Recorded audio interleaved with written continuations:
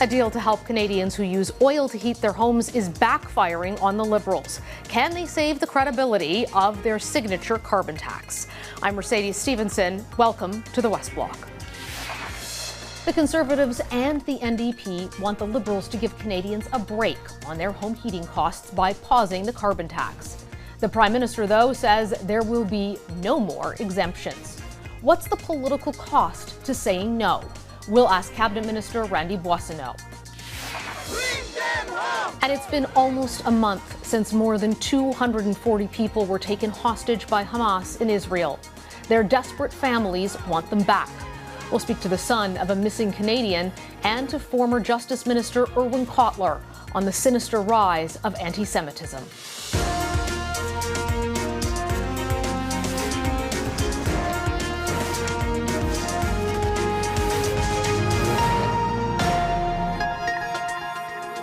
The Liberal government has been playing defense for days now, facing political backlash against their plan to give only some Canadians a break on the carbon tax.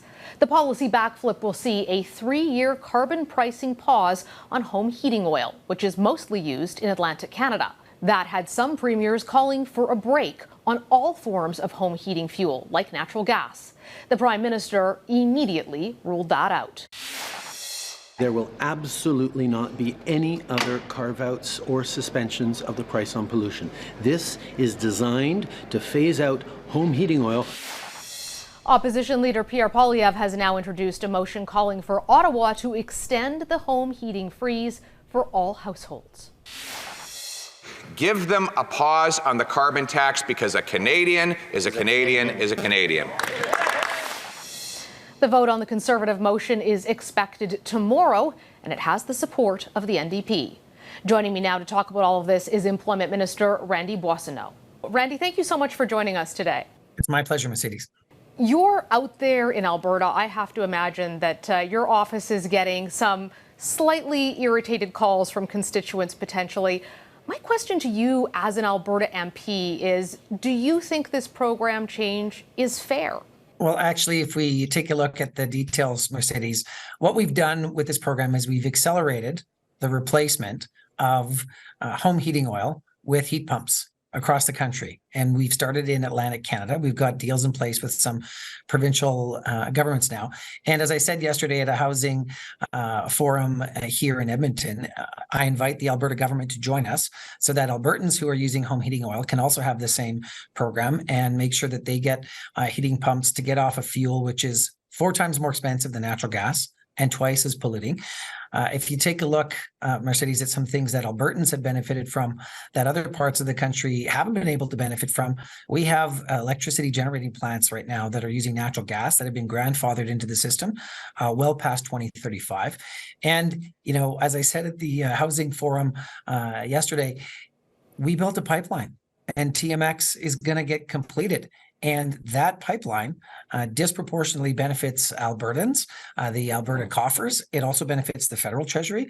And so when you have a country as vast and regionally diverse as ours, there are going to be some policy decisions that are going to, you know, take a regional focus, but have a national impact. And that's what we've done here. And I think the last thing I'd say is any rural Albertan that's getting the top up for our climate action incentive program, that top up is now going to double. So it is a national program. I think it got rolled out as a regional only program, and that's simply not the case. So Albertans have the ability to participate in this program, and I hope that the government of Alberta will work with us to make those heat pumps available right here in my own home province. How many Albertans use heating oil? Because my understanding from looking at the statistics is that it is overwhelmingly Atlantic Canada, which would also be suggested by how your government presented this program, which was the Prime Minister in front of his entire Atlantic caucus. It's a great question, and I think Atlantic Caucus was obviously pushing for this. It's an important piece, and if we take a look at who uses home heating, Mercedes, it tends to be the lowest income Canadians, a lot of single female seniors. And what we're going to do now is we're going to be able to make sure that they get these heat pumps. That's going to be affordable for them. Like these things cost $20,000, so $20,000 for somebody on low income, that would be, you'd never be able to do that. And so this is going to get people off home heating oil forever. It's going to put more money in their pocket because they're going to go to a lower source of like a cheaper energy source to heat their homes. And, you know, we're talking about thousands of Albertans here being able to take advantage of this program. But we got, you know, 4.5 million Albertans. I live in Edmonton Center, and we're actually, my partner David and I are actually looking at the Greener Homes Grant and the Greener Homes Loan, which provides Albertans and Canadians a $5,000 grant and a $40,000 tax-free loan if we want to switch, you know, an old furnace like I have to a high efficiency one or to a heat pump. So that's in place. And just maybe to clear the air, there are more people who heat their homes in using heating oil in Northern Ontario than all the Atlantic provinces combined. So this is why it's a national appeal to premiers across the country to have them join us. And right now we have Prince Edward Island, Nova Scotia, Newfoundland, and Labrador as part of the program. And we're fully expecting and we'll be hopeful to see more premiers join us. And I hope that Premier Smith is one of those premiers that will join us in this ability to transition Canadians from heating oil to heat pumps. I think that some Albertans would take issue with the comparison of TMX being built, which is in the national interest and does not put money into every single Albertan's pocket or people who are struggling to pay their bills right now in the way that this program will put money into those who are low income. And I don't think that folks are against people who are struggling to pay their bills getting help doing that. But the question is, the decision to step back on the carbon tax specifically versus just creating a separate program that would help with those heat pumps. Do you think that the decision to do this backflip on the carbon tax undermines your argument that it's not presenting undue financial hardship on people who are low income and trying to pay their bills in a time when we're seeing all kinds of inflation and difficulty with the cost of living? The short answer is not at all. If we take a look at how the Climate Action Incentive Program applies in the country where there's a federal backstop, like here in Alberta, for example, 8 out of 10 families get more money back from the federal government from collecting the price on pollution than they actually pay for, the price on pollution when it comes to their home heating source or, filling up at the pump. In the case of Atlantic Canada and in the case of this project across the country, it's a 3-year pause so that we can make sure that we can get this transition done. And but Mercedes, Randy, if people are getting all his money back, why, if it is, basically net zero cost to them, why would you need to reverse that to help them pay? I think that is the inconsistency that people here are struggling with. Well, I think it's because home heating oil is so much more polluting, and so it's got a higher profile, it has a higher GHG profile, and so the price on pollution applies there. But that doesn't change the amount that the person paying is struggling with their bills, right? I mean, there are people who have natural gas in Alberta who are struggling just as much, or in BC, or in, Ontario, as folks are in Atlantic Canada, and they don't understand why the federal government won't consider helping them alleviate their struggle. Why not extend this to other parts of the country? But I think if you take a look at where we started this in Atlantic Canada, we're also talking about areas, what we call energy poverty. So what does that mean? Areas where there simply isn't another solution. Like if you're in parts of rural Newfoundland and Labrador, if you're in parts of Northern Ontario, like you can't actually, there's no other source. And so we needed this 3-year time period to be able to make sure that we had people to apply to get the heat pump installed and then be on the other side of that, not paying as much money, like to your point, saving more money in their pockets and being able to reduce their greenhouse gas emissions. I mean, I hear what you're saying on heat pumps, but your government could have created a program that was purely centered around that. You didn't have to have a rebate on the carbon tax to that pause. And that's where your political adversaries are seizing on and saying, this is proof that it's not really about changing behavior. This is proof that it is not, in fact, financially neutral. If it is all of those things, why make this decision, which seems to kind of have blown up politically for you? It's because of the high GHG component and the high cost of home heating oil, which has nothing to do with carbon pricing. It has to do with the actual price of home heating oil, which is high, 2 to 4 times higher than natural gas. And the fact that it's 2 times more polluting makes that, quite frankly, the worst kind of way to heat your home. And guess what? For thousands of Canadians, it's the only option they have. And so this was a compassionate, responsible approach to making sure that our carbon pricing system continues to have integrity across the country. And look, the Conservatives were always going to come at us when we found a solution for this issue, because their leader, Pierre Poilievre, simply doesn't believe in climate change, and actually threw out what they all ran on last time, which was an actual plan to use technological changes to somehow magically reduce our greenhouse gas emissions. So I'm not surprised at all that the Conservatives have pounced on that, and the New Democrats are looking for a way for their polls to come up in their numbers to come up in the polls. What we've done is made sure that our climate change process, our climate pricing pollution process can be there for the long term. We've done something that applies not just in Atlantic Canada, but across the country. And when we get on the other side of this, people are going to save money and they're going to lower their GHGs. And I think that's a reasonable, responsible approach for any government to take, because look, the government is built on compromises and solutions that make sense regionally and across the country, and that's what we've done here. Randy, always nice to talk to a fellow Albertan. Thanks for coming on the show today to answer our questions. Thanks, Mercedes. All the best. Take care. Up next, a plea from the son of one of the Canadians believed to be held hostage in Gaza. I feel there is still hope that she is alive and well, and that we will be able to see her back with us.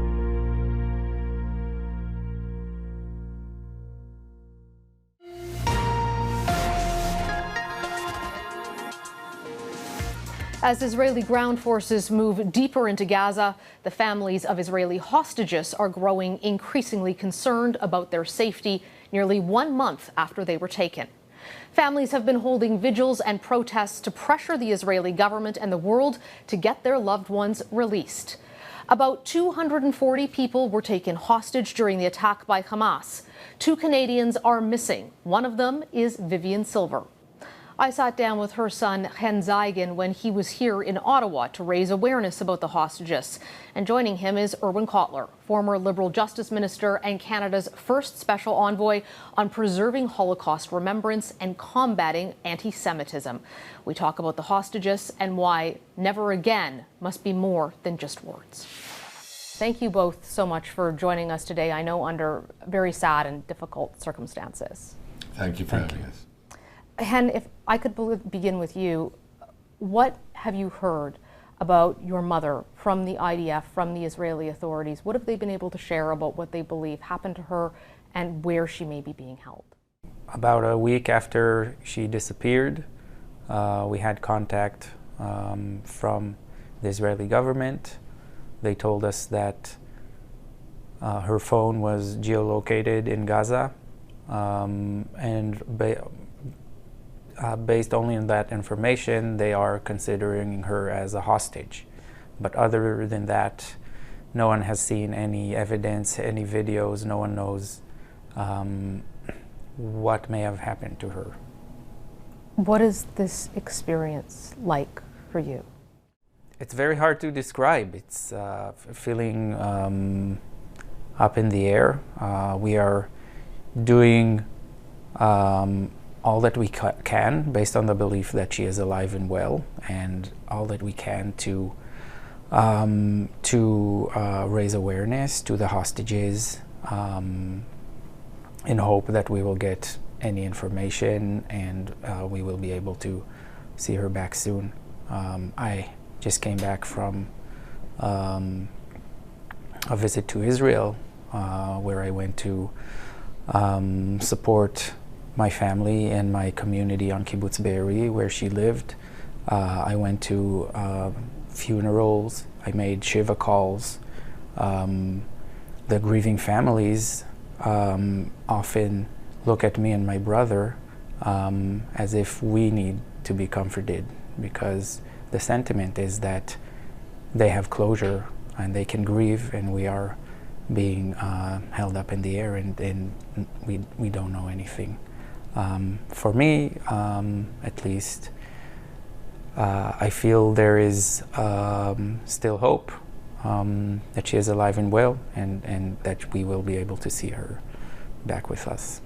And you are just so incredibly brave to be doing this, and I know it's very difficult, and we so appreciate you sharing your time with us and with our viewers, because I can't imagine being in your shoes and having to speak about this.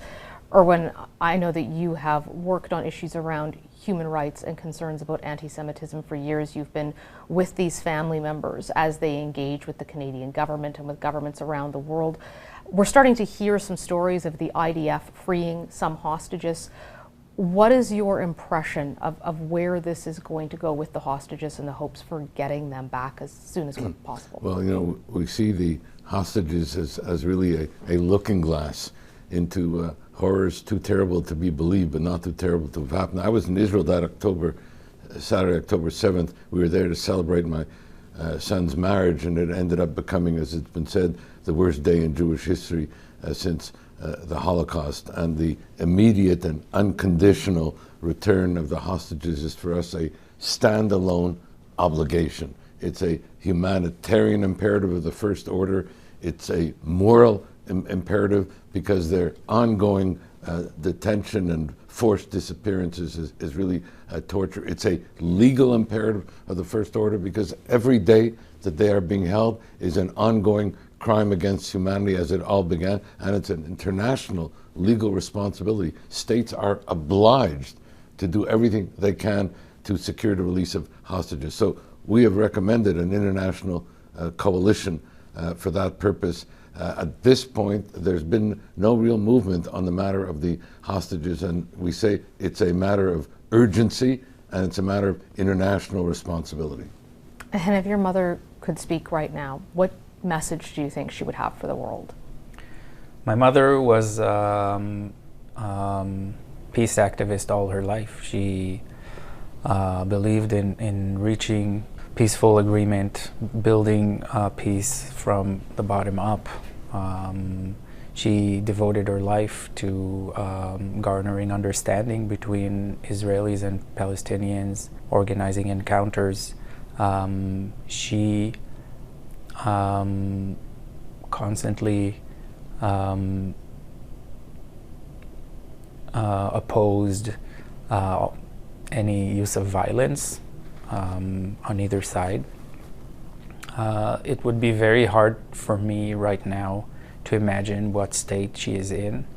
I know that one of the heartbreaking consequences of this attack is that many of her friends that survived the attack, many of the people in my community in Kibbutz Be'eri who shared these views with her, who struggled for a peaceful solution, they have completely lost faith. So I hope if we see her again soon that she is still the hopeful and strong woman that we know. One of the questions I was hoping to put to both of you is the ripple effect that this has had globally. The concern in the Jewish community of rising anti-Semitism. I watched the videos of what happened in the airport in Dagestan, where an El Al flight was surrounded by a mob looking for Jews on the flight. I am hearing from Jewish Canadians that they are feeling fear like they never have before. Irwin, what are your concerns about where this is going after the worst day for the Jewish people since the Holocaust? Well, I'm very concerned because when I concluded my mandate, and that was before these atrocities began, I said then that we were witnessing the most alarming rise in anti-Semitism since audits began 50 years ago. Yet the rise has been explosive since these mass atrocities occurred. You would have thought it would have been the other way around. And we're seeing now an intensifying, resurgent, metastasizing global anti-Semitism, and Canadian Jews are being caught up in this kind of global hatred, which, as I say, is metastasizing as we meet. Are you concerned about that, Han, as you watch what's unfolding in the world and what this may have triggered? Yes, of course I am. I currently live in Connecticut, in the United States. The feeling in Israel is that our faith in our safety has been compromised, and for me, it might be easy to think that, okay, I'm right now in my little corner in the world, detached from all this, but as I see the sentiment in universities, as I see all the hatred, it makes me feel that there's no real safe place for me. Irwin, you've worked for years to try to address anti-Semitism, and also you've spoken fearlessly about the role of Iran in all of this, including backing groups like Hamas and Hezbollah. And you've been critical that the Canadian government has not done enough to prevent Iran from operating in Canada, from gathering funds here to fund operations around the globe that can be used to carry out terrorist attacks. Well, you know, it's about 12 years ago when I was a Liberal member of Parliament, I then proposed that the IRGC put on the terrorist list, and I reaffirmed this in my meetings that we've had now with the government and opposition leaders. And Iran, you know, has been arming, training, financing, incentivizing, supporting, and celebrating Hamas and Hezbollah's terrorist proxies. So we have to hold really Iran accountable. It's part of this axis of evil that is itself becoming so much more prevalent. And we have to appreciate, with regard to anti-Semitism, it's not just threatening to Jews. It's toxic to our democracy. It's an assault on our common humanity. It's the canary in the mineshaft of global evils. And so we need a whole of government responsibility and involvement to combat it, and we need a whole of society to combat it, because the hatred that begins with the Jews won't end with Jews, and we have to combat all forms of hatred in our society. Irwin and Hen, thank you so much for joining us today. We are so sorry to meet you under these circumstances, but we appreciate your time and you speaking with such love about your mother, and all of our thoughts are with you and your family and your community. Thank you. Thank you. Thank you, Mercedes. Up next, why China's intercept of a Canadian helicopter over the South China Sea is raising alarm bells.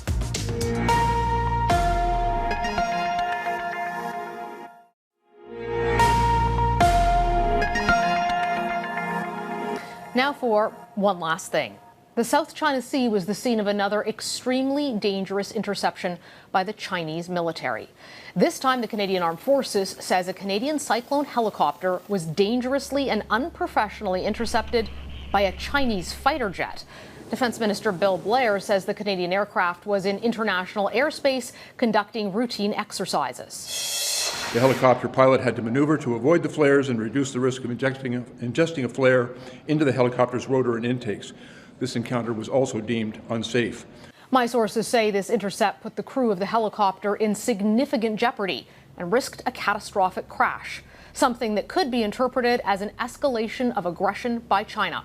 Global News has previously witnessed 2 dangerous intercepts in person in the last 6 months, one aboard HMCS Montreal and one just a couple of weeks ago on an Aurora aircraft. While our focus is on the ever-worsening crisis in the Middle East, this incident is a reminder that Canada can't let its guard down in other global arenas. That's our show for today. We'll see you next Sunday.